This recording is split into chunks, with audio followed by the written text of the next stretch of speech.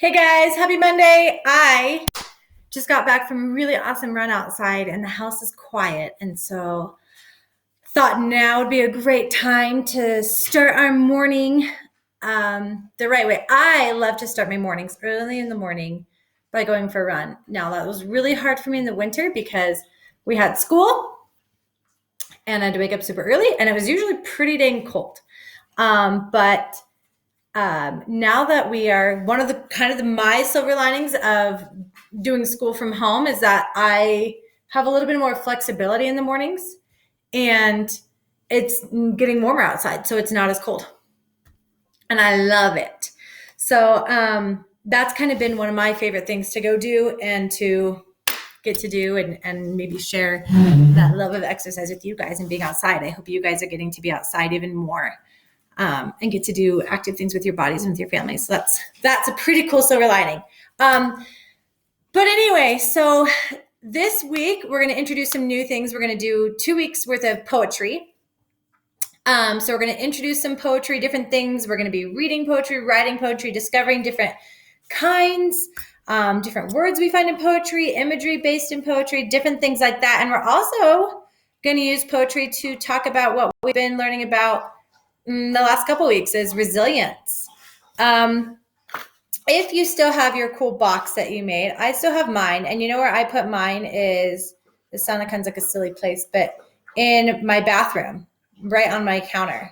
And so it sits up on a little shelf and it's just a reminder for me. So even as a grown-up, these are like some of my favorite things that help me remember that, like, hey, these are my gifts to myself on how I am resilient, and even when things are hard and even when I get discouraged, I use my gifts out of my box to remember.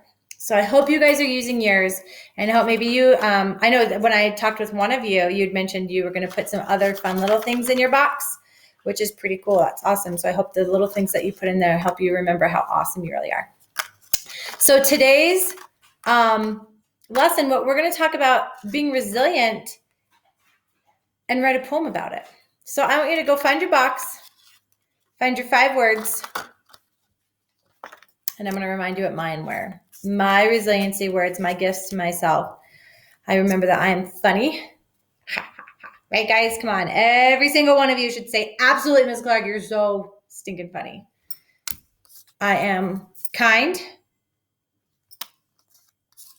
I am patient. Did you know that that's one of my biggest strengths and probably one of my biggest weaknesses is that I can be super, super patient until I'm not patient. And then I'm not patient at all. So I have to remember that, like, hey, wait a second, this is something I'm good at. So when I feel like I'm not good at being patient, I have the skills and the strategies to bring it all back in check. Fun and caring. Those are my 5 words. So what I did is I wrote a poem based off of my 5 words of resiliency. So I am going to now read you the world's most amazing poem. I am caring with my family by sharing. I am funny, even though my jokes are very punny. I am kind, I leave no one behind. I am fun and always on the run. I am patient, and that makes me resilient. So I want you guys to write a poem, kind of like mine, kind of how I did. If you want to get creative in your own way, go for it. Using your 5 words about resiliency of your gifts to yourself.